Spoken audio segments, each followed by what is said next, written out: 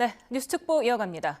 윤석열 대통령의 탄핵 심판 10차 변론기일이 헌법재판소에서 열리고 있습니다. 네, 관련 내용을 김성수 변호사, 임주혜 변호사와 짚어봅니다. 어서 오세요. 어서 오십시오. 안녕하세요. 안녕하세요. 네, 오늘 오후 3시부터 한덕수 총리에 대한 증인 신문이 있었고 또 5시 10분부터는 홍장원 전 국정원 1차장에 대한 신문이 이뤄지고 있습니다. 어떻게 보고 계십니까? 예, 아무래도 오늘이 가장 중요한 증인 신문 중에 하나가 아닐까 생각이 되는 것이 이 증인 신문이 오늘 마무리될 가능성이 높지 않나 생각이 되고 그렇다라고 한다면 오늘에서 이 답변 자체가 사실관계의 이 확정에 결국에는 영향을 미치지 않을까 생각이 되기 때문에 그런 부분들에 대해서 관심 있게 본 부분이 있었습니다. 그리고 이 한덕수 총리가 지금 이 영상이 일부 공개가 된 부분이 있는데 이 한덕수 총리의 이 답변 과정에서 국무회의 심의가 있었는지 여부라든지 또 국가 비상사태로 볼 수 있는지 이런 것들에 대한 사실관계도 일부 나온 부분이 있기 때문에 이것을 봐야 되는 부분이 있지 않나 생각이 되고 지금 현재 홍장원 전 국정원 1차장에 대해서도 일단은 보도가 나오고 있지 않습니까? 그래서 그 보도 내용에서도 굉장히 여러 가지 사실관계를 첨예하게 다투고 있기 때문에 그 사실관계의 신빙성을 어떻게 볼 수 있을 것인지도 저희가 볼 수 있는 그런 답변이 있지 않을까 생각이 됩니다. 예, 역시 홍 전 차장의 쟁점은 체포조 관련 메모 아니겠습니까? 오늘도 분명히 그런 내용들이 지금도 나오고 있고 계속해서 나올 것 같은데요. 그렇습니다. 이 메모가 쟁점으로 떠오른 것이요. 이제 홍 전 차장 같은 경우에는 이미 증인 신문이 진행됐습니다. 그 과정에서 구체적으로 여인영 전 사령관으로부터 체포를 하라고 그 명단을 받았다. 그리고 그 명단을 받았을 때 메모를 남겼다 하면서 그 메모를 이제 증거로서 의미를 갖고 있는다는 진술을 계속 해오고 있었거든요. 그런데 이제 오늘 그 증인 신문 과정을 보자면 지금 자막으로 나오고 있는 이 속보 내용을 보건대 이 메모를 작성한 그 장소에 대해서는 좀 증언을 일부 바꾼 것으로 확인이 되고 있습니다. 예. 그러니까 당초에는 공터에서 작성을 했다 이렇게 얘기를 했다가 지금은 이제 집무실에서 작성을 했다고 증언이 바뀐 취지가 있거든요. 이런 부분 관련해서 결국 이 메모의 신빙성이 이전에도 계속해서 지금 문제가 되어오고 있던 상황이었고 조태용 국정원장 같은 경우에도 이 메모가 실제 하는 것이냐 이 CCTV 동선 같은 부분을 보면은 작성한 장소나 시기가 맞지 않아 보인다 이런 취지의 증언을 했었는데 오늘 또 증언 내용이 이 부분에 대해서는 바뀌었습니다. 아마 이제 이어지는 이 증인 신문 과정에서도 왜 이렇게 진술이 바뀐 것인지 증언 내용이 바뀐 것인지 메모에 대해서 어떻게 언제 어떤 상황에서 작성한 것인지 이 부분에 대한 질의 이어질 것이라고 봅니다. 네, 지금 홍장원 전 차장은 검찰 조사 당시에 병원 입원 중이었는데 그 상황에서 전화를 받았다는 겁니다. 그렇기 때문에 지금 그 진술 정정 필요성을 지금 또 말하기도 하지 않았습니까? 이 부분은 어떻게 들으셨습니까? 예, 결국에는 사실관계가 기존의 진술과 다른 부분이 있다라고 한다면 이에 대해서 그럼에도 불구하고 신빙할 수 있는지를 판단을 해야 되는 것이고 이에 대한 문답이 이제 펼쳐지지 않을까 생각이 됩니다. 그리고 그 과정에서 지금 현재 이 전화 통화를 하면서 메모를 작성했다라는 이야기가 있었지 않습니까? 그렇다 보니까 이 전화 통화를 한 시점에 어디에 있었느냐가 중요한 것이 이 당시에 이 홍장원 차장이 이 공터에서 이 부분 통화를 하면서 메모를 작성했다. 그리고 그렇기 때문에 한 손으로 작성을 해서 글씨가 이제 깔끔하지 못했고 그렇다 보니까 보좌관에게 정서를 부탁했다 이렇게 이야기를 했던 부분이 있는데 이와 관련해서 지금 현재 이 통화 시간으로 이야기했던 그 당시에 사무실에 있었다라고 한다면 그럼에도 불구하고 이 부분 정서를 요청한 이에 대해서도 사실관계를 다퉈봐야 되는 부분이 나올 수가 있기 때문에 그런 부분들이 쟁점이 되지 않을까 생각이 되는 것이 있고 또 한 가지가 보좌관에게 이 당시에 포스트잇을 보좌관에게 주면서 그 포스트잇의 내용을 정서해달라라고 이야기를 한 차례 했었고 그 다음 날에 다시 한번 보좌관에게 기억나는 대로 다시 한번 정리를 해달라 이렇게 이야기를 했다라고 하는데 이것 자체에 대해서도 이 정서를 보좌관에게 요청한 부분 그리고 그 다음 날 다시 한번 이 기존의 이 정서한 부분이 아닌 이 다시 한번 작성을 해달라고 한 부분 이것 자체에 대해서도 어떠한 경위인지 이런 부분들이 중요한 사실관계가 될 수가 있기 때문에 그런 부분들에 대해서 묻지 않을까 생각이 듭니다. 예. 국회 내란 혐의 진상규명 국정조사특별위원회 소속 여당 의원들이 조금 전에 그 국정원 폐쇄회로 TV를 공개를 했어요. 그 홍장원 전 차장은 계엄 당일 밤에 10시 58분에 국정원장 공관 공터에서 여인영 방첩사령관과 통화를 하고 이후에 체포 지시 명단을 받아 적었다고 밝혔는데 국민의힘이 밝힌 CCTV를 보면은 홍 전 차장이 밤 10시 58분에 국정원 본청 내부로 이렇게 지금 보여드리는 모습 내부로 들어서는 모습을 공개했습니다. 이게 사실 홍 전 차장이 공관 공터에서 전화 통화를 했다고 주장한 것과는 배치되는 내용이라서 이 영상을 공개한 것으로 보이는데 이 영상의 파장은 어느 정도로 보십니까? 그렇죠. 사실 어떤 증언, 진술이 있을 때 그 신빙성을 평가할 수 있는 여러 가지 요소가 있습니다. 예. 그 진술이 구체적이고 굉장히 세세한 내용을 담고 있으면 경우에 따라서 신빙성 매우 높다고 여겨질 수 있고요. 뒷받침할 만한 다른 물증이나 아니면 다른 사람들의 추가적인 진술이 있으면 신빙성이 높다고 평가가 됩니다. 근데 홍장원 전 차장의 이 당시에 어떤 여인영 전 사령관으로부터 명단을 받았고 그리고 그것을 뭐 메모로 받아 적었다. 이름 보자면 굉장히 세세한 부분이 담겨 있었다. 특히 그 장소도 공터로 뭐 특정이 됐었고요. 전화를 통화하고 나서 그 메모를 작성한 시점도 11시 6분. 좀 굉장히 구체적이라고 보여지는데 사실 이후의 사정들을 보면은 이 신빙성이 좀 낮아질 수 있는 그런 진술이나 그런 증언들도 나오고 있습니다. 이 지금 CCTV 영상만 보더라도 당초에 이제 언급이 됐던 11시 6분 이전에 그러니까 누군가와 통화를 하면서 어쨌든 본청 안으로 들어오고 있는 모습이 확인이 됩니다. 예. 그렇다면은 먼저 있었던 그 증언 가운데 구체적인 사실관계 하나로 여겨졌던 이 시간 부분에 대해서는 신빙성이 낮아졌다 이렇게 볼 수 있을 것 같고요. 지금 당초에 있었던 증언에서 이제 바뀐 부분들, 그 쓴 장소라던가 이 시간 이런 부분들이 일부 차이가 있는데 물론 이 12월 3일 그 당시에 긴박한 상황이라던가 이 정신없는 와중에 이런 부분들을 세세하게 기억하기는 어려울 수 있다는 측면을 감안하더라도 이렇게 증언 내용의 구체적인 부분들, 특히 장소라던가 이런 부분은 굉장히 중요한 부분이라 윤석열 대통령 측에서는 이에 대해서 어떻게 그 부분을 잘못 기억할 수가 있느냐 이렇게 또 역으로 질문을 하기도 했거든요. 적어도 장소 같은 부분은 굉장히 기억에 남을 만한 그런 상황이기 때문에 이 부분의 증언이 일부 바뀐 점은 어쨌든 기존의 진술의 신빙성을 다소 약화시킬 수 있는 측면이 있다 이렇게 보여지고요. 전체적인 증언 취지를 들어보는 필요성은 꼭 있을 것 같습니다. 아직 지금 증인신문이 진행 중이고 이제 2시간씩 진행될 예정이기 때문에 또 뒤에 또 방대한 내용들이 남아 있어 보이거든요. 예. 전체적인 맥락을 다 들어볼 필요성이 있어 보입니다. 네.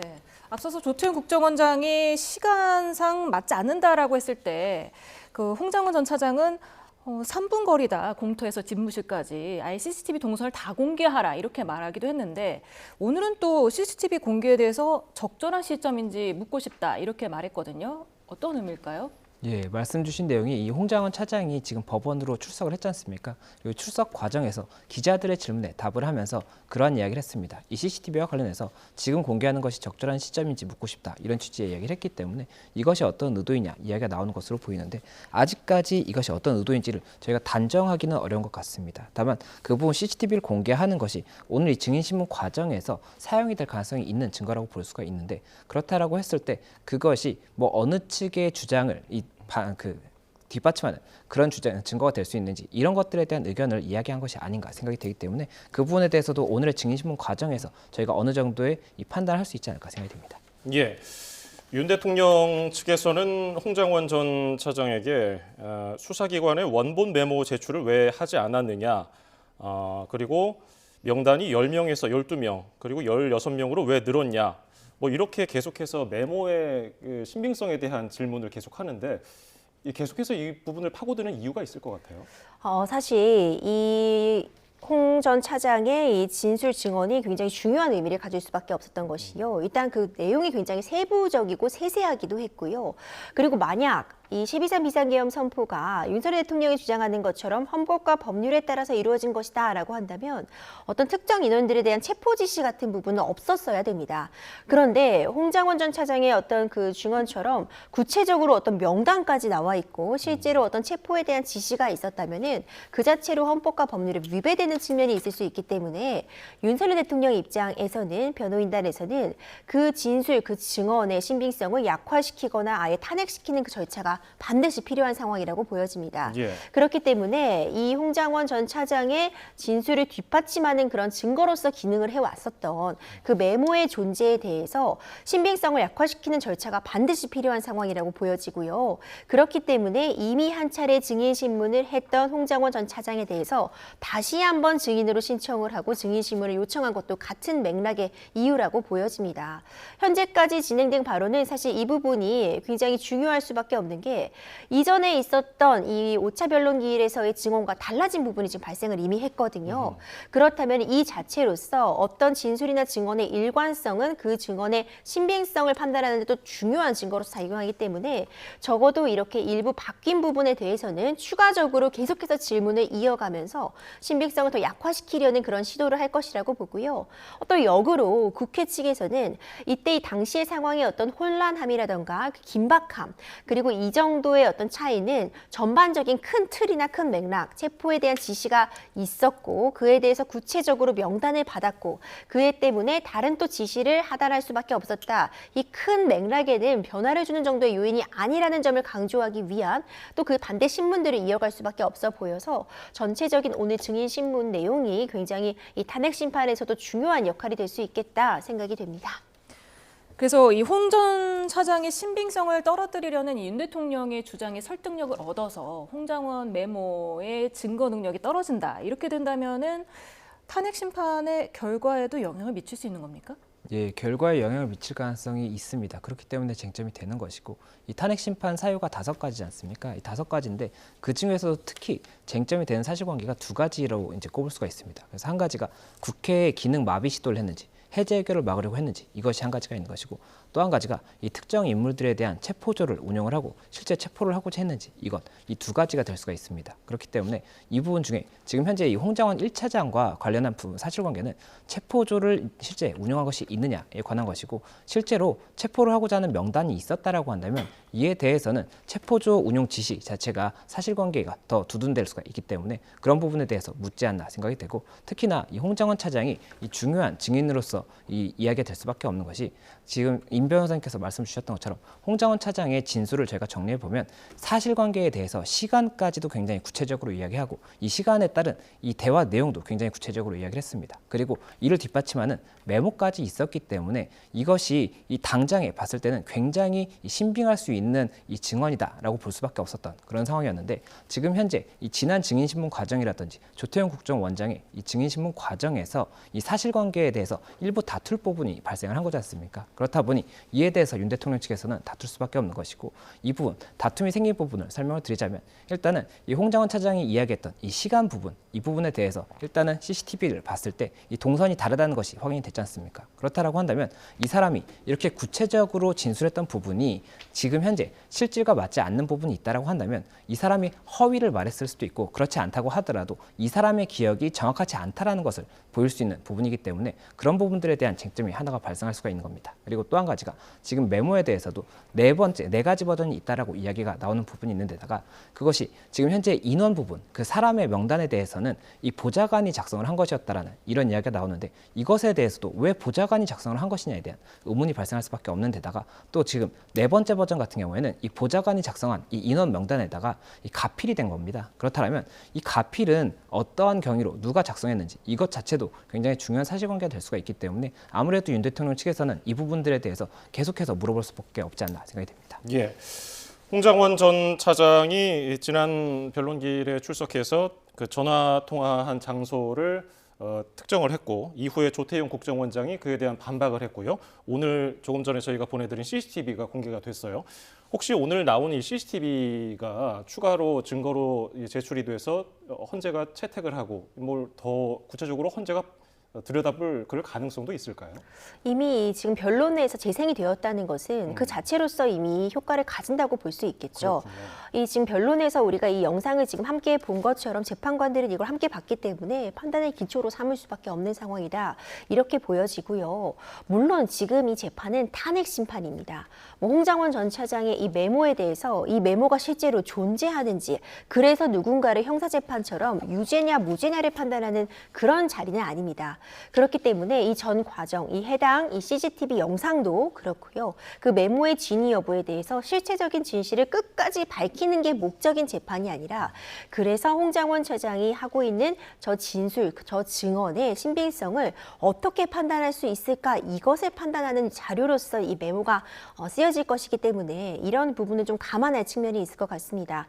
다만 앞서 거듭 강조했던 것처럼 어쨌든 이 증언의 일관성 측면이 일부 좀 무너진 무너진 장면을 확인을 할 수 있을 것 같고요. 그 장소에 대해서도 바뀐 측면 이런 부분들은 이전에 증언의 신빙성을 다소 약화시킬 수 있는 그런 요소는 분명히 가능하나 이 전체적인 재판의 큰 그림을 보자면 이 체포에 대한 구체적인 지시가 있었다. 이것은 탄핵소추 사유 중에 한 가지 이유 정도가 될 뿐이고 여전히 어떤 이 포고문에 작성된 부분, 그 포고문의 어떤 위헌적인 부분이라던가 아니면 국회에 대한 그런 봉쇄적인 부분, 그러니까 여러 가지 요소들이 남아 있어서 해당 증언의 어떤 신빙성을 논외로 하더라도 탄핵 심판 전반에 있어서는 다투어질 쟁점이 많다 이렇게 말씀을 드리고 싶고요. 다만 확실한 부분은 그러니까 증인으로 2번 불렀다는 것은 그만큼 재판부에서도 확인할 부분이 있다는 점은 인정한 것이라고 볼 수 있거든요. 예. 그러니까 더 이상 물어볼 부분이 없이 명확하게 밝혀졌다고 판단이 된다면 아마 다시 부르지도 않았을 겁니다. 이런 측면들을 감안한다면은 재판부에서도 적어도 이 홍장원 전 차장의 증언이나 그 메모의 존재 이런 부분들에 대해서는 추가적으로 확인할 부분이 있다는 판단하에 오늘 증인 신문이 진행되는 것이고 현재 지금 진행 중이지만 지금 나오고 있는 증언의 일부가 좀 바뀌었다 이런 점은 신빙성을 다소 약화시킬 수 있는 측면은 반드시 있을 수 있다 이렇게 평가할 수 있습니다. 앞서서 5차 변론 때 윤석열 대통령이 홍정원 전 차장이 취중이었다면서 계속 취중이라는 걸 강조하면서 그 홍정원 전 차장의 기억력에 대한 신빙성을 좀 낮추려고 하는 노력을 하지 않았습니까? 이 때문에 또 다시 취중이었기 때문에 기억이 또 흐려졌다 이렇게도 판단할 수 있을까요?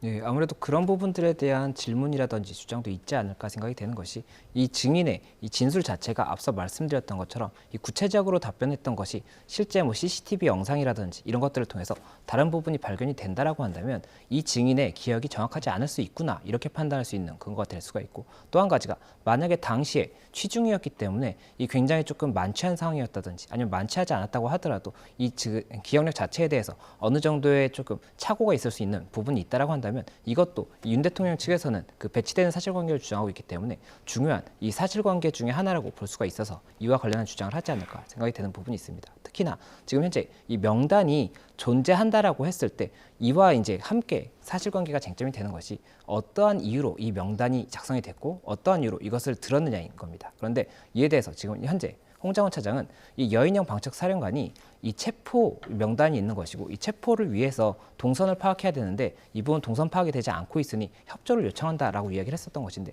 이와 관련해서도 만약에 이 홍장원 차장이 정확하게 이 워딩을 기억하지 못하는 부분이 있다라고 한다면 이에 대해서는 사실관계가 굉장히 많이 달라질 수가 있는 부분이 있기 때문에 그렇기 때문에라도 뭐 취중이라든지 기억력이 정확하지 않을 수 있다 이런 부분들에 대해서 파고드는 주장을 할 수밖에 없지 않나 생각이 됩니다. 예.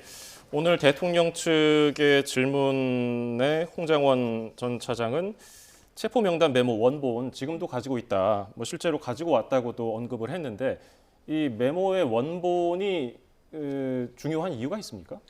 어쨌든 점점 이것이 이제 신빙성을 파악해가는 그 과정이라고 보자면요.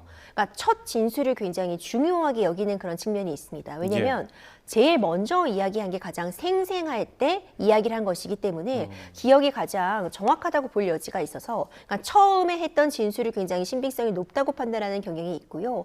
그런 부분들을 감안하자면 그러니까 맨 처음 작성한 그 메모가 가장 기억이 생생할 때 작성한 메모라고 볼 수 있습니다. 예. 그리고 지금 이 첫 메모가 있었고 그것을 다시 한번 작성한 보좌관이 다시 한번 정리 작성한 메모가 있고 그다음 기억나는 대로 뭐 쓴 메모가 있고 점점 그 뒤로 갈수록 그 메모의 신빙성이 좀 낮아진다고 볼 수 있고 다른 외부적인 요인이 개입될 가능성이 높아진다고 볼 수 있기 때문에 어쨌든 처음 작성했다고 하는 그 메모의 존재 자체가 이 전반적인 이 4차 메모까지 나오고 있는 형 상황에서는 가장 중요하다 이렇게 볼 수 있을 것 같고 아마도 이걸 갖고 왔다고 처음에 이제 재판적으로 들어가는 과정에서 홍장원 전 차장도 이제 이야기를 했는데 아마 오늘 이런 부분에 대해서 재판부에서 제출하라고 이야기를 한다면은 이제 제출을 하고 함께 보는 그런 절차도 있을 가능성이 있다 이렇게 여겨집니다. 네. 또 홍장원 전 차장은 대통령 측에서 정서를 한 보좌관을 묻자 홍장원 전 차장이 현직이기 때문에 신분을 보호해야 한다 이렇게 답하자 정서 보좌관은 현대고 출신의 한동훈 전 국민의힘 대표의 친구다 이렇게 대통령 측이 주장을 했거든요. 이 이유는 뭐라고 보십니까?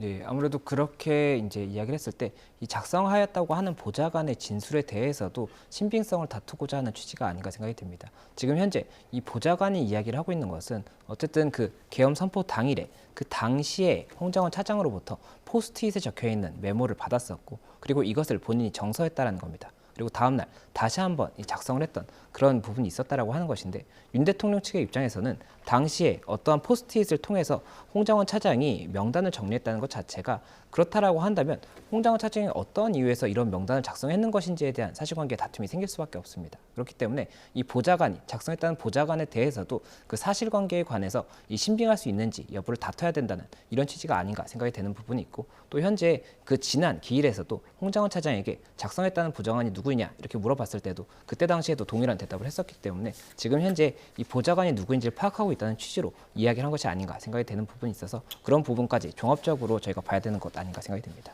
예, 윤 대통령 측은 의아하게 생각을 했는데 굳이 왜 보좌관에게 정서를 시켰느냐 물어보니까 홍장원 전 차장이 방첩사 체포하려던 명단을 기억하기 위한 것이다. 그러니까 다시 윤 대통령 측은 왜 명단을 기억해야 하나 다른 목적이 의심된다. 정확한 명단을 모르고 확인된 것처럼 인터뷰를 했다. 이렇게 주장을 했는데 그동안 그 변론기일에 출석한 이후에 홍 전 차장이 인터뷰에 나가서 언론 인터뷰에 나가서 직접 자신의 의견을 피력하기도 했는데 이런 일련의 말을 좀 바꾸면서 인터뷰를 한 내용들이 헌재에서도 좀 어떤 영향을 주게 됩니까? 그렇죠. 헌법재판관들은 결국 종합적으로 고려를 할 수밖에 없습니다. 만약 뭐 국회의원들에 대한 체포 지시가 있었다 이렇게만 진술이나 증언이 있었다면은 그 증언보다는 뭐 국회의원 누구 그리고 어떤 인원에 대한 체포 지시가 있었다라고 세부적인 명단이 더해지면 신빙성이 높아질 수도 있습니다. 하지만 이제 전반적인 변론의 과정을 살펴보는 게 매우 중요한데 지금에 와서 그 당시에는 이렇게 구체적인 명단이 있었다는 것이 증언의 신빙성을 굉장히 높이는 걸로 작용했다면 지금은 일부 잘못된 부분이 있었다. 명단의 일부 뭐 누락된 사람이 있었다거나 아니면 지금 애초에 말했던 그 장소와 시간에서 다른 사정이 발견됐다. 이렇게 되어 버리니까 오히려 이 진술의 신빙성이 떨어지고 있는 그런 상황으로 보여지거든요.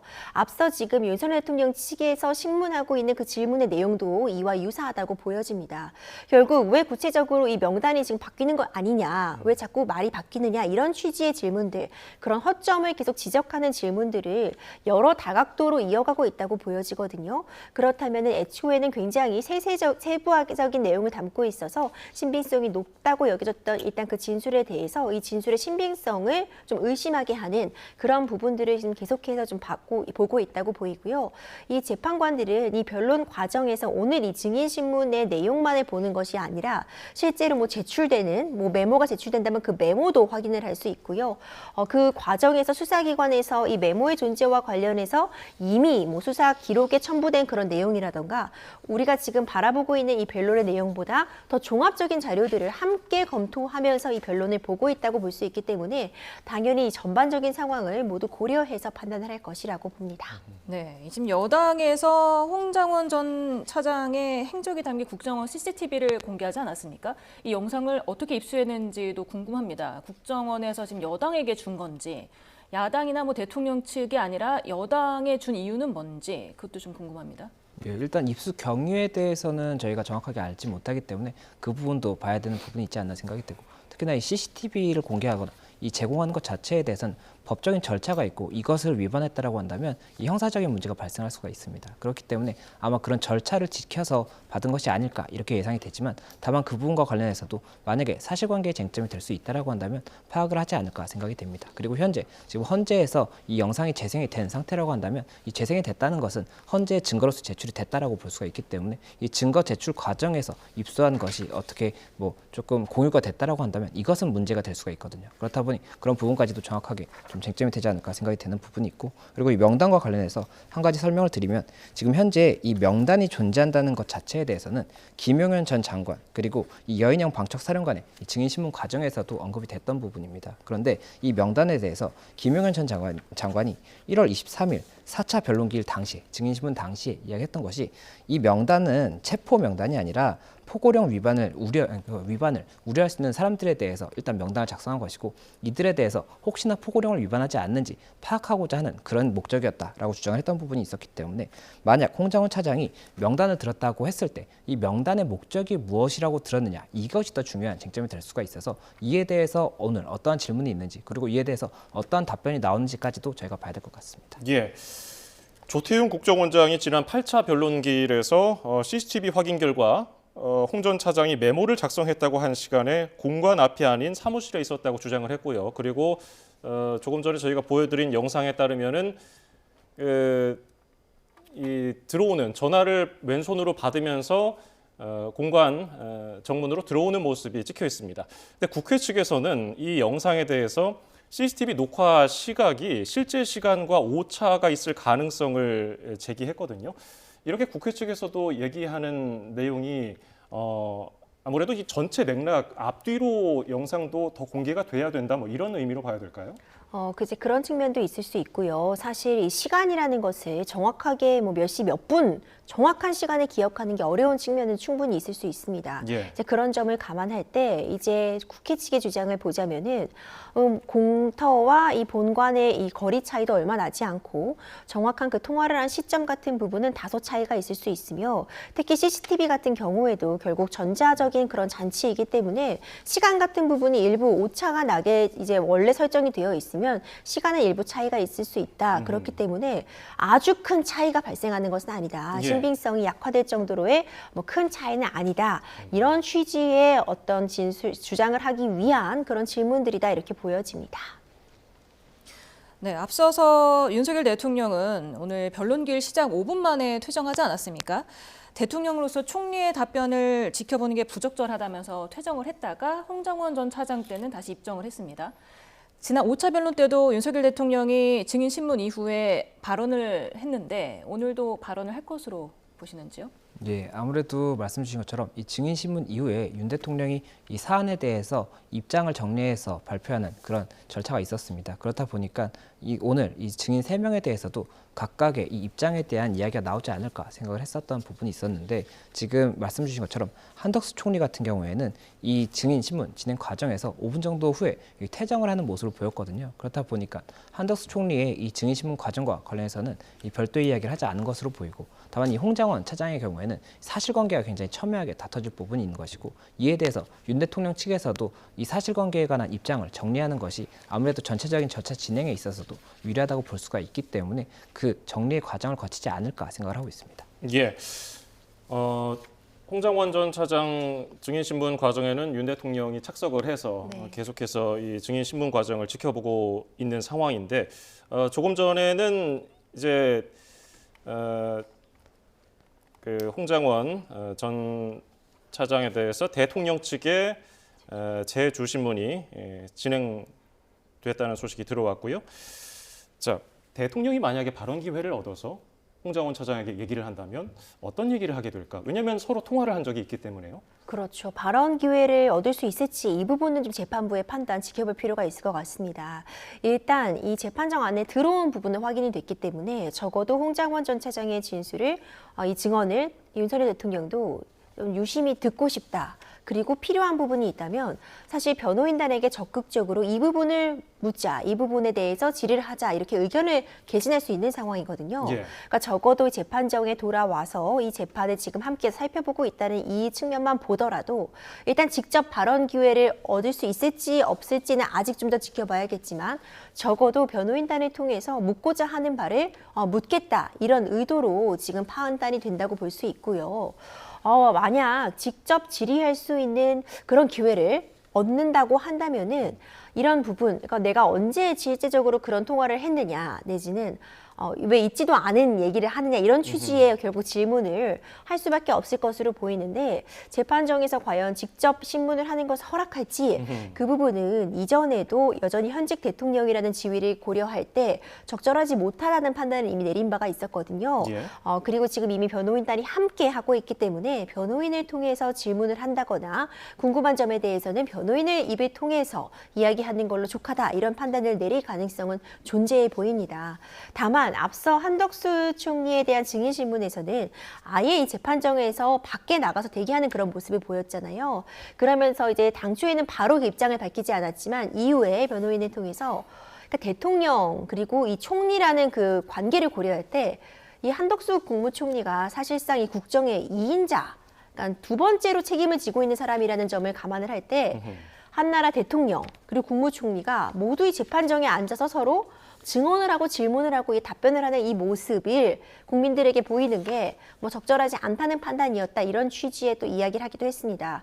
하지만 이제 홍장원 전 차장의 경우에는 본인에게 있어서도 굉장히 중요한 증인이라고 볼 수 있고 실질적으로 굉장히 이 탄핵 심판 전반에 있어서도 굉장히 중요한 역할을 할 수밖에 없는 상황이기 때문에 만약 기회가 주어진다면 직접 신문을 한다거나 적어도 전 과정을 보면서 변호인단과 소통을 하면서 필요한 부분에 대해서는 질의를 하겠다 이런 의지의 표현으로 보여집니다.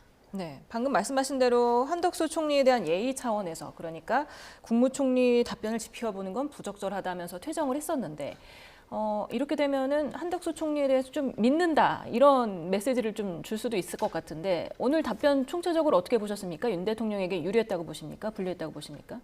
그 부분 해석은 조금 분분할 수 있을 것 같습니다. 한덕수 총리가 이 기존에 했던 진술들 중에 오늘 쟁점이 될 수 있었던 부분이 국무회의 심의가 있었는지 여부라고 볼 수가 있는데 이 국무회의 심의 여부와 관련해서 한덕수 총리가 기존에 했던 진술들은 이 간담회의 형식이었다라든지 아니면 국무회의에 실체적, 절차적 하자가 있다라고 본다 이런 취지의 얘기를 했었기 때문에 오늘 이 부분에 대해서 어떻게 답변할 것인지가 쟁점이 됐던 것 같은데 아무래도 오늘 이 답변 과정에서도 이 실체적, 절차적 하자가 있다라고 보는 것은 자신의 생각은 맞다라고 이야기를 했고 다만 그 부분 관련해서 이 법적으로 어떻게 볼 수 있는지는 사법부의 판단이라고 이야기를 했던 그런 부분과 같이 결국에는 본인의 생각 자체는 증인신문 과정에서 사실 중요하다고 볼 수 있는 것이 아니라 이 증인에게 묻고자 하는 것은 당시에 어떤 사실관계가 있었는지입니다. 그렇기 때문에 이 사실관계에 대해서 답변을 한 부분을 이 재판관이 어떻게 볼 것인지는 이 조금 미지수일 수 있는 부분이 있기 때문에 그런 부분들에 대해서 유불리를 따지기에는 아직까지는 조금 단정할 수 있는 자료가 많지 않다라고 보이는 것 같습니다.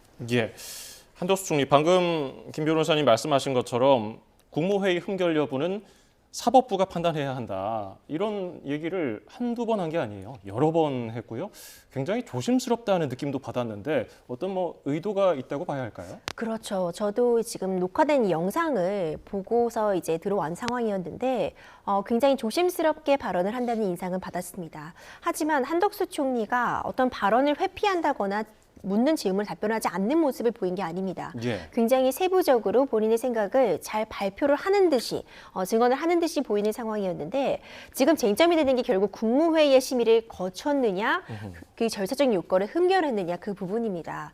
윤석열 대통령은 일관되게 이 비상계엄이라는 것이 법에 정해진 절차와 방식에 따라 이루어졌기 때문에 탄핵 사유가 되지 않는다라고 주장을 하고 있는데 이 윤석열 대통령이 말하고 있는 법에 따르면 비상계엄을 선포하려면 국무회의의 심의를 거쳐야 합니다. 그런데 이상미 전 행안부 장관도 이 국무회의의 심의를 거쳤는지 이 부분에 대해서 국무회의라는 것이 정확하게 정해진 그런 절차와 방식이 있는 것이 아니고 적어도 국무위원들이 그 시간에 함께 모여 있다면 이것은 국무회의를 한 것으로 보아야 된다. 이런 취지의 증언을 했습니다. 예. 오늘 사실 한덕수 총리에게도 유사한 형태의 질문들이 이어졌다고 볼 수 있는데 한덕수 총리는 이전에 이제 여러 가지 진술들을 보자면 다른 국무회의와는 다른 점이 있어서 이것이 간담회 같은 식의 형식이지 국무회의로 볼 수 없다는 취지의 발언들을 해왔습니다. 사실상 오늘도 그 취지는 그대로 이어간다고 볼 수 있는데 다만 이것을 국무회의라고 볼 수 있는지 없는지는 이거는 법원에서 판단을 할 부분이며 본인이 이것은 국무회의의 어떤 이전의 국무회의와는 그 모습이라던가 그 형태가 다르다고 생각하고 그걸 발언한 것은 본인의 생각이고 윤석열 대통령이 이것을 국무회의를 거친다고 생각하지 않고 일단 통보를 했는데 본인이 강력하게 주장을 해서 국무위원들의 이야기를 듣고자 했던 것이다. 이런 진술도 있었는데 이 부분에 대해서도 윤석열 대통령이 과연 이것 국무회의를 거치지 않겠다고 생각을 한 것인지 이것을 국무회의로 생각하고 소집한 것인지는 윤석열 대통령의 내심의 의사이기 때문에 본인이 판단하는 건 적절하지 않다. 이렇게 좀 발언을 조심하는 하는 모습을 보였습니다. 이에 대해서 재판관이 직접 다시 질문을 이어가기도 했는데요. 지금 어떤 법적인 판단에 대해서 물어보는 것이 아니라 이 한덕수 총리 본인이 어떻게 느꼈는지를 말해달라는 그런 질문이다라고 또 질문을 다시 한번 정정하니까 이에 대해서 한덕수 총리는 이전에 있었던 국무회의와는 다르다고 느꼈기 때문에 이전 통상의 국무회의 같지는 않았다는 점을 밝혔던 것이고 오늘도 다시 한번 그 부분을 증언한다는 그 전반적인 취지의 증언을 남겼습니다. 결국 종합해 보자면 이것이 국무회의로 볼 수 있을지 없을지는 한덕수 총리 본인이 판단할 수 있는 부분이 아니며 윤석열 대통령이 국무회의를 거치려고 했는지 거치지 않으려고 했는지도 그건 윤석열 대통령의 내심의 의사이기 때문에 확인할 수 없으나 적어도 본인이 느끼기에 다른 국무회의와는 다르다고 느꼈다는 점은 맞다. 이 정도로 좀 정리를 해볼 수 있을 것 같습니다. 네. 그리고 또 한 가지 국무회의가 있었냐 없었냐와는 별개로 또 국무회의를 처음부터 계획했었냐 아니면 뒤늦게 요건을 갖추려고 했던 거냐 이거에 대한 또 의견도 있지 않습니까? 한덕수 총리가 대통령께 다른 국무위원 의견을 듣자고 건의를 했다. 당시 다른 국무위원에게 연락한 바 있다. 어디쯤인지 물은 것이지 오라고 요청한 건 아니다. 이렇게 또 말을 했어요.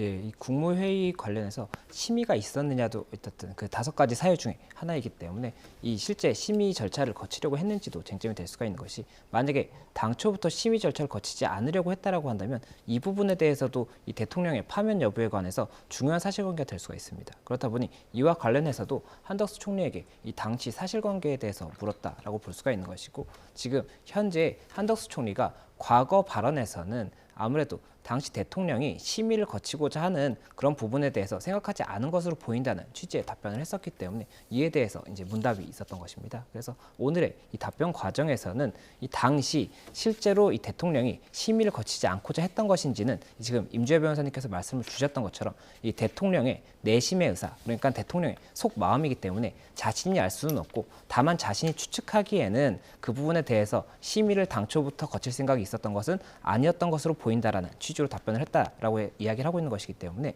이에 대해서 사실관계는 본인이 지금 판단한 부분에 대해서는 객관적인 사실관계는 아니지 않습니까? 그렇기 때문에 그 부분을 구분해서 답변했다라고 볼 수가 있는 것이고 또 한 가지가 그렇게 하고 나서 이 심의를 위해서 이 국무위원들에게 연락을 하는 이런 과정을 거쳤다라고 하는 그런 지금 사실관계가 이야기가 나오고 있기 때문에 그와 관련해서도 한덕수 총리가 그렇다면 이 국무위원이 뭐 이렇게 도착하는지 이런 부분들에 대해서 어떠한 연락을 했는지에 관한 사실관계를 파악하기 위한 그런 답변과 질문이 있었다 이렇게 볼 수가 있는 겁니다. 예. 한덕수 국무총리 오늘은 증인 신분이었지만은 자신의 탄핵 심판에서는 피청구인 아니겠습니까? 어제도 변론 기일이 있었고요. 재판관도 갔죠. 오늘 여기에서 증인으로서 한 얘기들이 본인의 탄핵 심판 과정에서도 좀 영향을 줄까봐 그걸 좀 의식해서 오늘 발언한 것도 있다고 보십니까? 사실 둘 다 동일한 탄핵 심판이라는 이름을 달고 있지만 문제되는 쟁점이 완전히 동일하다고 볼 수는 없습니다. 예. 특히 한덕수 총리의 탄핵 사유에는 이제 여러 가지가 있었죠. 뭐 내란 혐의에 대해서 동조했다는 부분도 있었고요. 그것은 적어도 이제 국무총리 신분일 때 문제되는 그런 사유인데 사실 지금 한덕수 총리는 권한대행일 때 그 권한대행의 자격이 없다는 취지로 탄핵이 됐거든요. 그렇다면은 보다 중요한 그 탄핵 사유의 쟁점들을 보면은 뭐 특검에 대해서 미온적인 태도였다거나 아니면 헌법재판관 임명 을 하지 않았다. 뭐 법률안에 대해서 거부권을 행사했다. 이런 측면들이 있습니다. 이런 쟁점들을 갖고 있는데 사실 한덕수 총리 권한대행의 탄핵 심판의 가장 큰 쟁점이라고 한다면 과연 탄핵 소추를 이제 의결할 때 그 의결 정족수를 충족했는가가 어찌 보자면 더 큰 쟁점이 되는 상황입니다. 예. 그러니까 대통령의 권한대행인 상황에서 이 탄핵이 이루어졌기 때문에 이 대통령을 탄핵시킬 수 있는 그 의결 정족수 제적의원 3분의 2, 200명 이상의 찬성을 요해했던 것 아니냐. 그럼에도 불구하고 192명의 찬성, 그러니까 국무위원을 탄핵할 때 필요한 의결 정족수인 과반수만을 넘긴 것 아니냐. 이 부분이 사실 더 큰 쟁점이 된다고 볼 수 있거든요. 그렇기 때문에 이제 둘 다 탄핵 심판이라는 이름을 갖고 있지만 가장 문제되는 쟁점은 다르기 때문에 이 재판의 사실관계를 같이 하고 있다 이렇게 보긴 어려운 측면이 있습니다. 다만 동일한 재판관이고 국민들도 지금 모두 이 내용을 보고 있습니다. 예. 그리고 어쨌든 이 12.3 비상계엄 선포가 이 권한 대행이 되게 된 과정이라던가 그래서 이 권한 대행을 탄핵하게 된 그 과정과 결국 밀접한 연관을 가질 수밖에 없기 때문에 직접적으로 지금 이 증언의 내용이 바로 이 한덕수 총리의 탄핵에 영향을 끼친다고 보기는 어려워도 직간접적으로 서로 영향을 주고받을 수밖에는 없다 이렇게 평가할 수 있을 것 같습니다. 네. 앞서서 김용현 전 국방장관은 계엄에 일부 찬성한 국무위원이 있었다라고 했는데 오늘 한덕수 총리는 없었다. 찬성 의견이 없었고 모두 걱정하고 만류했다. 또 이렇게 증언을 하기도 했네요. 예, 맞습니다. 이 부분에 대해서도 이 찬성을 하는 사람이 있었는지 또 국무회의 심의 자체를 거쳤느냐에 대해서 어쨌든 중요한 사실관계가 될 수가 있기 때문에 그런 부분들에 대해서도 일단 문답이 있었다라고 볼 수가 있는 것이고 이와 관련해서 이 김용현 전 장관은 당시에 일부 국무위원들에 대해서는 이 찬성의 의사가 있었다라고 이야기를 했었습니다. 그리고 이상민 전 장관의 경우에도 모두가 반대하는 취지는 아니었다라는 이야기를 한 것이 있었던 것으로 제가 기억하고 있기 때문에 그런 부분들에 대해서도 어떻게 판단할 것인지가 쟁점이 될 것으로 보이고 이에 대해서 이 누군가가 찬성을 했는지 아니면 모두가 다 반대했는지 이런 것들에 대해서는 의견일 수도 있는 부분이 있습니다. 이 사람들이 어떤 내심의 의사를 갖고 있는지 그리고 한 사람 한 사람이 찬반에 대해서 이 명확하게 뭐 표결을 거친 그런 부분이 아니었다고 한다면 이에 대해서도 어디까지를 그렇다면 의견으로 볼 수 있고 어디까지를 객관적 사실로 볼 수 있는지에 대해서 이 각 재판관이 이 부분을 구분해서 판단하지 않을까 생각이 되고 결국에는 전체적인 사실관계 파악에 있어서 오늘의 증인신문에서의 이 답변만이 근거가 되는 것이 아니기 때문에 이 다른 증인들의 증인신문 답변 과정이라든지 또 그리고 현재 나와 있는 여러 가지 조서들이 있지 않습니까? 그 조서들에서 지금 현재 증인신문에 참석하지 않았던 나머지 국무위원들의 이 발언들도 있을 것이기 때문에 그런 부분까지 종합적으로 판단해서 이 국무회의의 심의가 있었다라고 볼 수 있는지를 파악하지 않을까 생각이 됩니다. 예. 자, 지금 이 시간에는 헌법재판소에서 홍장원 전 국정원 1차장에 대한 증인신문이 진행되고 있는데요. 대통령 측 재주신문이 끝나고 조금 전에 국회 측의 추가 신문이 시작됐다는 소식이 들어왔고요. 저희가 좀 눈여겨볼 만한 내용이 들어오면은 실시간으로 전해드리고요. 한덕수 총리 얘기를 다시 해보면은 그 대통령 측에서 가장 먼저 한 총리에게 한 질문이 여당의 예산 삭감 관련 질문이었거든요.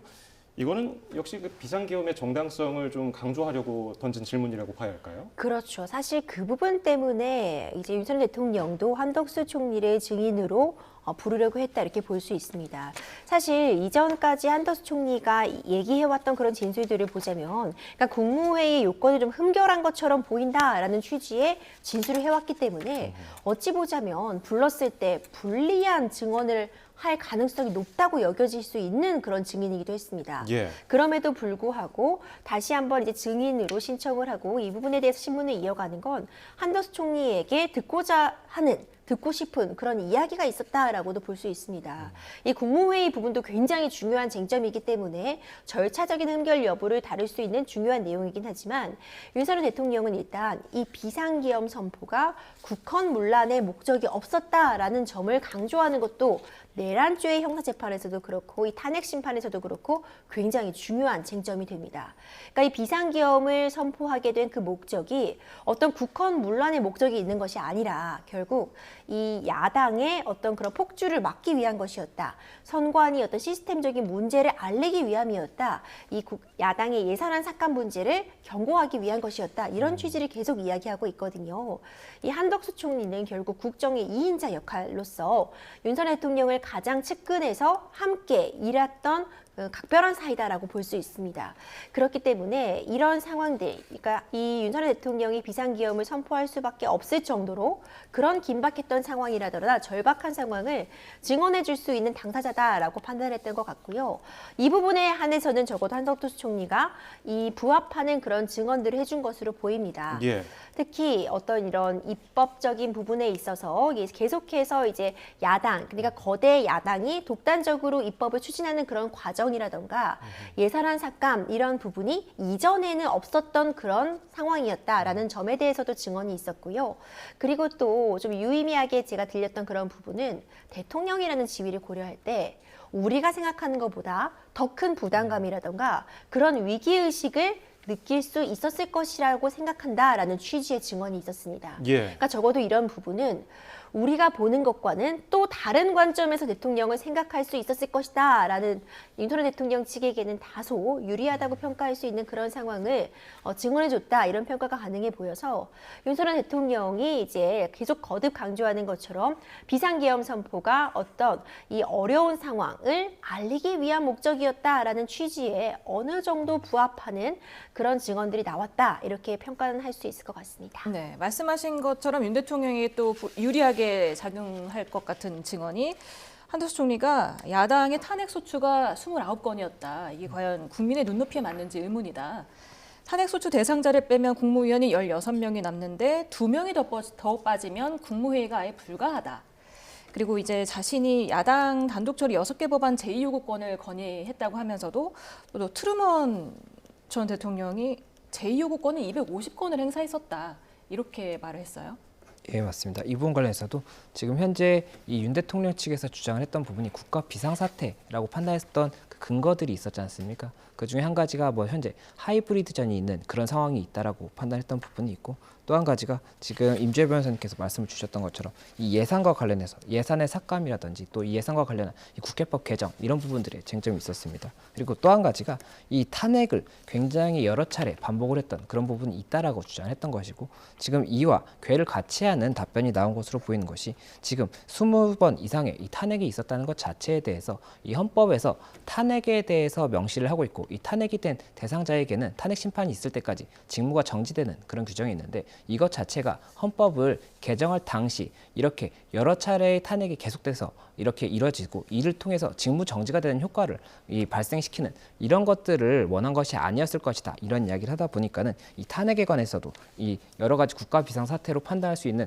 근거가 되지 않았겠느냐라는 취지의 주장을 한 것이 아닌가 생각이 되는 부분이 있습니다. 그리고 또 한 가지가 이 국무회의가 결국에는 국무위원들로 구성이 되는 것이고 이 국무위원들이 보통은 장관들이라고 볼 수가 있습니다. 그런데 이 당시 다수의 장관들이 탄핵이라든지 아니면 해임, 사임 뭐 이런 절차를 통해서 공석인 경우가 있었습니다. 그렇다 보니 이런 부분들에 대해서도 국무회의 자체가 열리지 못한다라고 한다면 이 헌법상에 국무회의의 심의를 반드시 거쳐야 하는 이런 결정들이 있습니다. 그렇다라고 한다면 그런 부분까지도 결정을 할 수 없는 상황이 발생하기 때문에 그렇다라고 그런 상황이 발생하면 국가에 굉장히 심한 존립의 위기가 발생할 수가 있기 때문에 그런 부분까지도 언급을 한 것이 아닌가 생각이 되고 또 6개의 제2요구권과 관련해서는 이 제2요구권이라는 것이 국회에서 이 법안을 처리를 하지 않습니까? 그래서 법안이 통과가 되면 그 다음에 대통령이 이 부분에 대해서 이 공포를 하게 돼 있습니다. 그런데 대통령이 15일 이내에 이에 대해서 다시 한번 이 제의를 해달라고 제의를 요구하게 되면 국회에서 다시 한번 이 3분의 1을 넘는 이 의결을 통해서 법안을 다시 확정할 수 있는 그런 절차가 있는데 이와 관련해서도 이 제2요구권 자체가 이 헌법이라든지 법률에 위반이 있는 그런 부분이 있기 때문에 이 적법한 제2요구였다는 취지에다가 이 제2요구권을 행사하는 것 자체는 대통령의 이 적법한 권한이다라는 취지의 답변을 한 것이 아닌가 생각이 됩니다. 예. 대통령 측은 한덕수 국무총리 증인 신문 과정에서 계엄 당시의 전국 상황, 야당의 공세 등에 집중했고 국회 측에서는 국무회의의 요건 같은 질문을 주로 했습니다. 양측에서 오늘 여러 가지 질문을 하는 걸 보셨을 때 어느 쪽에 좀 더 기울었다? 이렇게 좀 판단을 할 수 있을까요? 사실 그 부분이 굉장히 답변드리기 어려운 측면이 있습니다. 예. 우리가 앞서 홍장원 전 차장이 구체적으로 어떤 그 체포 명단에 대한 이야기를 했을 때 이것은 윤석열 대통령에게 굉장히 불리한 증언으로 볼 수 있었거든요. 예. 하지만 또 오늘 또 증인신문 과정을 현재까지 지금 전해지고 있는 이 제한적인 내용만 보면 어쨌든 증언이 일부 바뀐 부분은 또 다시 이 부분은 또 윤석열 대통령에게 유리해졌다라고 볼 측면도 있습니다. 아하. 물론 또 이것이 전체적으로 다시 봤을 때는 그럼에도 불구하고 윤석열 대통령에게 최종적으로는 굉장히 불리한 진술이었다 이렇게 볼 수 있겠지만 결국 한 가지 어떤 이 진술 내용보다는 이 변론 전체의 큰 그림을 보는 게 중요하다고는 여겨집니다. 예. 다만 양측이 굉장히 오늘 증인 신문에 사활을 걸고 있다 이렇게는 보이는 상황입니다. 한덕수 총리에 대한 그런 증언 내용도 어떤 국무회의라는 절차적 요건 부분에 있어서 굉장히 중요한 의미를 갖고 있고요. 예. 그리고 이후에 이 비상기엄을 선포할 만한 상황이었는가 이것이 국헌문란 목적이 아니라 어떤 지금 이 대통령의 절박한 상황을 알리기 위한 목적이었느냐, 이 목적에 대해서도 사실 중요한 의미를 가진다고 볼 수 있습니다. 홍장원 전 차장 같은 경우는 정말 중요한 것이 만약 실제로 이런 체포에 대한 지시가 있었으면 그 자체로 법을 위반한 측면이 있기 때문에 이 증언에 대한 신빙성을 다투는 것은 핵심적인 부분이라고 보여지거든요. 그렇기 때문에 양측에서 일단 이 증인신문도 120분으로 시간도 늘어나 있는 상황이고 이미 어느 정도 증인신문이 진행되어서 질문도 더 다듬어진 상태고 사실관계가 정리된 상태에서 질문을 하기 때문에 날카로운 질문이 오고 가고 있다고 보여집니다. 특히 국회 측에서 한덕수 총리에게 질문하는 그 모습은 이제 녹화 영상으로 우리가 확인이 가능했는데 예. 굉장히 속도감 있게 빠르게 질문을 계속해서 던지는 모습을 확인할 수 있었습니다. 예. 이렇게 빠르게 질문을 던지면 한덕수 총리 같은 경우에도 즉각적으로 답변을 하게 되기 때문에 어떤 그 진술의 일관성이 떨어진다면 그 부분이 또 바로 드러날 수 있거든요. 그런 측면까지도 고려해서 굉장히 양측 모두 단단히 준비를 하고 나왔다고 보여지고요. 그렇기 때문에 오늘 증인신문이 끝나고 난다면 재판부에서도 어떤 전반적인 관계를 정리하는 데 유의미한 자료를 굉장히 많이 좀 획득할 수 있지 않을까 생각이 되고 그렇다면은 오늘 있은 증인신문 이후에 과연 추가적으로 더 증인신문이 필요할지라던가 더 살펴볼 부분이 있을지 아니면 이 선에서 이제 최후 변론 같은 부분만 남기고 변론을 좀 마무리하는 단계로 접어들지 이 부분도 오늘 증인신문 이후에 좀 윤곽이 정확하게 잡힐 수 있을 것이다 이렇게 생각이 됩니다. 네. 지금 홍장원 전 국정원 1차장에 대한 증인신문이 계속 되고 있습니다. 대통령 측, 국회 측 양쪽 주신문이 있었고 또 대통령 측의 재주신문이 있었고 지금은 마지막으로 국회 측 추가신문 중인데요.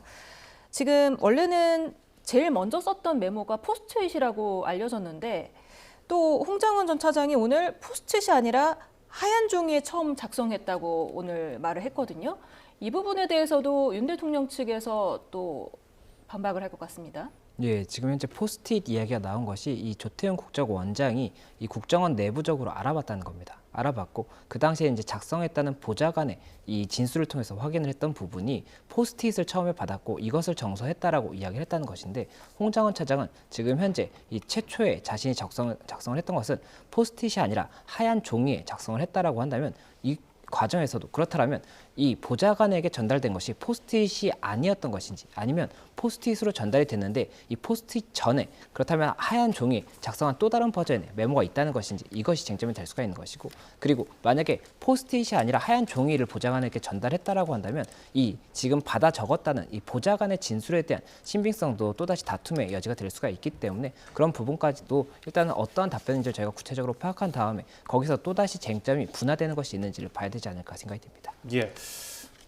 대통령과 홍장원 전 차장의 통화 내용 과정에서 홍장원 전 차장은 싹 다 잡아들여 뭐 그런 내용들이 굉장히 강렬하게 지금 아마 시청자분들도 기억에 남아 계실 텐데 오늘 뭐 그와 관련된 내용은 딱히 뭐 언급이 안 되는 것 같아요. 지난 변론에서 이미 다 다뤘다고 생각하는 걸까요? 그렇죠. 그리고 사실 그 부분 같은 경우에는 홍장원 전 차장은 들었다고 하고 있고 예. 윤석열 대통령은 그런 말을 하지 않았다고 하고 있는데 이것은 통화와 관련된 부분이잖아요. 예. 이것을 구체적으로 들은 다른 제3자가 있지 않는 한 양측이 이렇게 평행선을 달리는데 이 부분을 확인할 길이 좀 없어 보이긴 합니다. 그러니까 양측이 서로 평행선을 달리고 있는데 이와 관련해서 구체적으로 그런 지시를 들은 뭐 다른 사람이 있다거나 그 부분을 구체적으로 확인할 수 있는 그런 부분은 없어 보이고 다만 거기서 끝나지 않고 홍장원 전 차장은 싹 다 잡아들이라는 지시가 있었고 그게 누구인지는 지금 모르는 주어와 목적어가 없는 상태였는데 예. 그 부분을 알려준 것이 여인원 전 사령관이다. 그러면서 다른 연결고리가 등장하게 되죠. 그래서 여인원 전 사령관으로부터 명단을 받았고 진술이 점점 구체적이어집니다. 그리고 그 명단을 받아서 본인이 통화를 하면서 작성을 했고 그것을 또 보좌관에게 다시 적으라고 했고 그러면서 이제 진술이 구체적이어지고 그를 입증할 수 있는 좀 더 추가적인 그런 사실이 좀 붙어있는 상황이라고 보여지는데 지금 그렇기 때문에 일단 뭐 이런 지시를 받았다 그리고 이런 짓을 하지 않았다는 것은 평행선에 달리고 있는 와중에 그것을 구체화한 그 다음의 연결고리와 관련해서 양측은 이제 그것은 들은 사람들이 또 따로 있는 것이고 뭐 메모라는 것이 존재하고 하다 보니까 그 부분에 대한 신빙성을 서로 낮추고 탄핵하는 그 공방을 벌이고 보이고 있다. 이렇게 지금 평가가 됩니다. 네, 지금 홍장원 전 차장이 싹 다 잡아들여라는 지시를 윤 대통령에게 받았다고 진술했고 또 잠시 뒤에 출석하게 될 조주 경찰청장도 검찰 조사에서는 대통령이 전화를 해서 받았더니 조 청장 국회에 들어가는 국회의원들 다 잡아 체포해 불법이야라고 6차례 비슷한 취지로 전화를 했다는 거예요. 그래서 오늘 조주 청장이 어떤 진술을 하느냐에 따라서 홍장원 전 차장의 진술에 대한 또 신빙성이 또 왔다 갔다 하지 않겠습니까?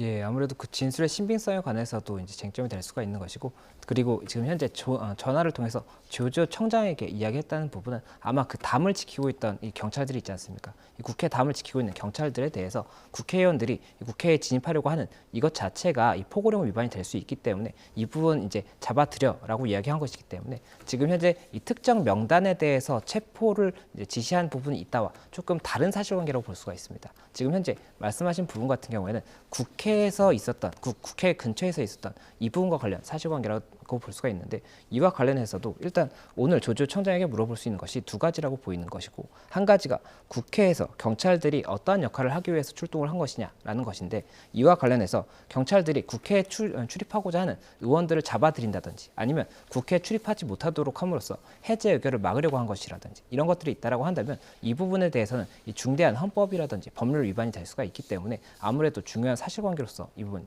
질문이 있지 않을까 생각이 되는 것이고, 또 한 가지가 이 체포조 명단과 관련해서도 이 체포 관련해서 이 경찰에서 그 인원 명단을 제공한 것이 있습니다. 그런데 이 인원 명단을 왜 제공한 것이냐에 관해서 경찰 측에서는 이 현장 안내와 관련해서 필요한 인력에 대한 명단을 제공한 것이다 라고 이야기하고 있는데, 지금 현재 국회 측에서 의심을 하고 있는 것은 이 인력들이 결국에는 체포조를 운영함에 있어서 실질적으로 체포를 하기 위한 그 명단들이 아니었느냐 이런 이야기가 나오고 있기 때문에 이에 대해서도 여러 가지 이제 사실관계에 대한 문답을 통해서 어떠한 사실관계를 파악할 수 있을 것인지를 봐야 되는 그런 부분이 있지 않나 생각이 되고, 그리고 앞서 임 변호사님께서 말씀을 주신 것처럼 이 증인신문 자체가 이 한 사람 한 사람이 누가 거짓말을 하고 누가 진실을 말하는지, 그리고 이것에 대해서 뭐 누구를 처벌하겠다든지 이런 것들이 아니라 전체적으로 전체 증인신문들을 다 종합을 해서 결국에는 누구의 말이 맞는지를 비교를 해보게 되는 겁니다. 그리고 물증들이 있지 않습니까? 이 물증들까지도 다 종합해서 확인을 하면 결국에는 최대한 실체적 진실에 부합하는 사실관계를 다시 한번 구성을 할 수가 있기 때문에 그 목적에서 있는 것이기 때문에 이 한 사람 한 사람의 증언도 중요하지만 결국에는 전체적인 증거의 이 한 재료로서 중요성이 있는 것이다 이렇게 볼 수가 있는 겁니다. 예. 앞서서 조지호 경찰청장은 이 건강상 이유로 불출석 사유서를 내고 변론기일에 나오지 않아 왔기 때문에 지금까지는 뭐 수사기관에서 진술한 내용이 알려진 뭐 그 정도 내용으로 지금 언론을 통해서도 알려지고 있는데, 오늘 이 법정에 출석해서는 어떻게 꾸준한 주장을 계속할까요? 아니면 좀 말이 달라질까요? 사실 그 부분은 아직 판단하기 좀 어려운 측면이 있는 게요. 우리가 여인현 전 사령관이나 이진우 전 사령관의 어떤 증언 과정을 보면 본인의 형사 재판이 지금 진행 중이라는 이유를 들어서 증언을 일부 지금 거부하는 그런 모습을 보였다고 평가를 할 수 있습니다. 예. 사실 이 조지호 청장 같은 경우에도 조지호 전 청장 역시도 지금 형사 재판이 진행 중인 상황이기 때문에 그러니까 이 점을 근거로 해서 어떤 증언을 거부할 가능성은 사실 열려 있다고 보이거든요. 예. 그것의 어떤 유불리를 떠나서 그것이 어쨌든 피고인으로서 할 수 있는 권리는 분명하기 때문에 본인의 재판에서 어떤 구체적인 사실관계를 다툴 것이지 이 헌법 재판의 증인으로서 다투지는 않겠다. 뭐 이렇게 판단을 할 수 있을 것으로 보입니다.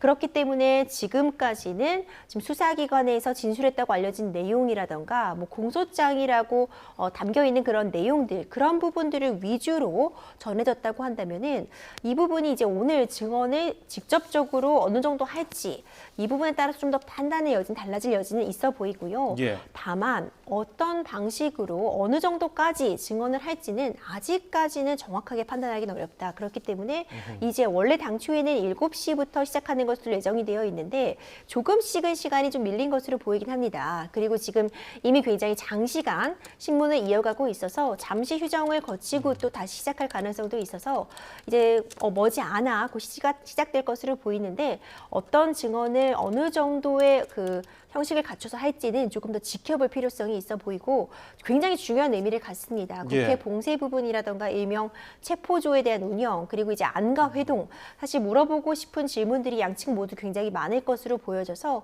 이 부분에 대한 증언의 중요성을 좀 살펴볼 필요가 있을 것 같습니다. 네, 지금까지 김성수 변호사, 임주혜 변호사와 관련 내용 짚어봤습니다. 오늘 말씀 감사합니다. 고맙습니다.